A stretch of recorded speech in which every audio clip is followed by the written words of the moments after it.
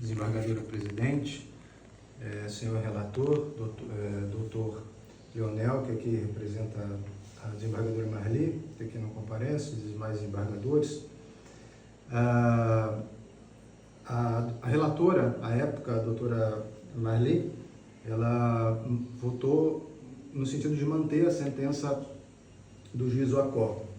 Numa segunda sessão, o excelentíssimo desembargador Marcelo Saraiva pediu vista e teve um voto divergente, o qual foi acompanhado pela desembargadora Dayana, que aqui não se encontra, e pelo desembargador Wilson, que aqui se encontra. Eu pedi acesso ao voto que não estava disponibilizado no PJE, inclusive fui informado pelo chefe de gabinete que não era possível por um equívoco do próprio PJE.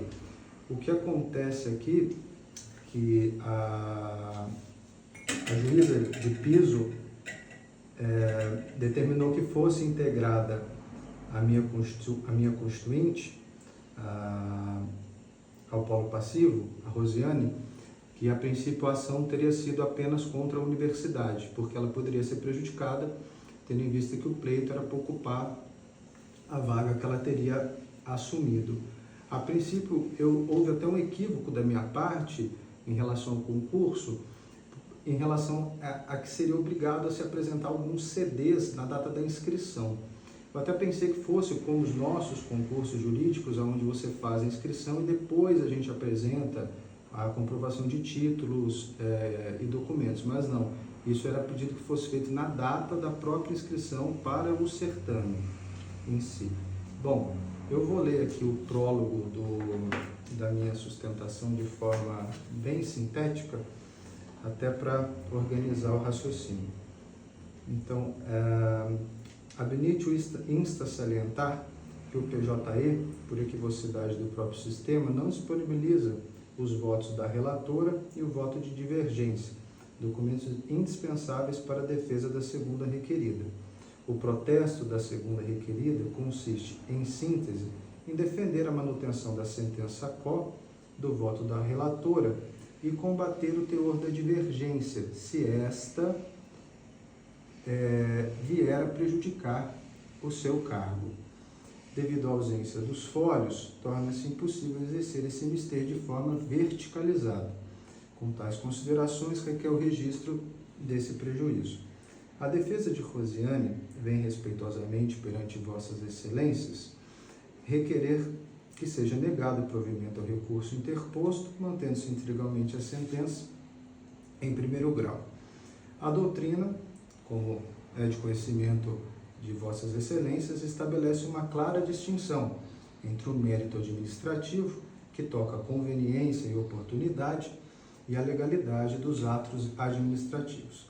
É pacífico o entendimento que o mérito administrativo não deve ser objeto de revisão judicial, exceto em casos de evidente desvio de finalidade. E nesse particular, a sentença quo foi impoluta e extremamente precisa ao analisar o caso concreto. Tal princípio preserva a autonomia da administração pública, permitindo-lhe exercer suas funções com base na discricionariedade, desde que dentro dos limites legais. O juiz Oacó realizou uma análise meticulosa e restrita à legalidade do processo administrativo em questão, referente ao concurso público, sem se imiscuir nas escolhas meritórias da administração. A sentença proferida reflete uma aplicação acertada dos princípios da legalidade e isonomia, assegurando que não houve qualquer substituição do juízo administrativo pelo Poder Judiciário. A decisão de primeiro grau reafirma o respeito aos princípios de separação de poderes, limitando-se a verificar a presença de ilegalidade ou abuso no ato administrativo impugnado, o que não houve. Este enfoque está alinhado com a jurisprudência dominante que preconiza a não intervenção do Poder Judiciário no mérito administrativo, salvo quando há desvio de poder ou violação de lei, o que a juíza e a relatora também constataram que não houve.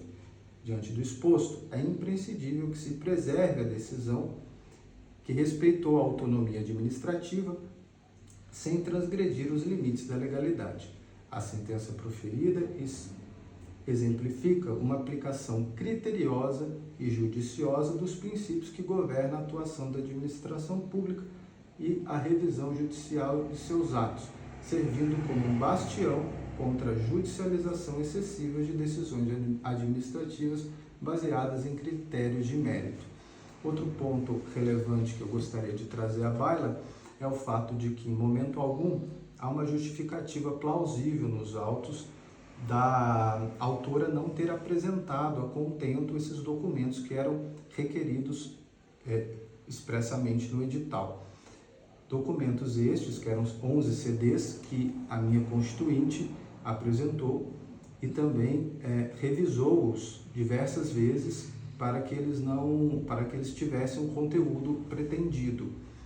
Ela apresentou eles em branco. Um outro princípio que eu gostaria de trazer também é o princípio da eficiência, no sentido de que o concurso público serve, acima de tudo, para se buscar os melhores profissionais, os mais capacitados para exercer os cargos públicos.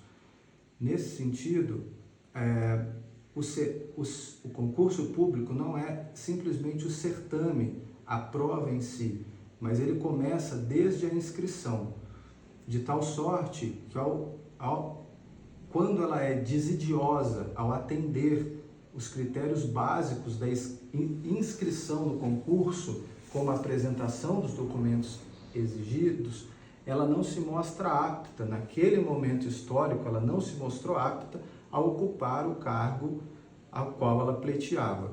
Cargo este que a minha constituinte ocupou com esmero, foi aprovada no estágio probatório com louvor, atingindo quase a nota máxima.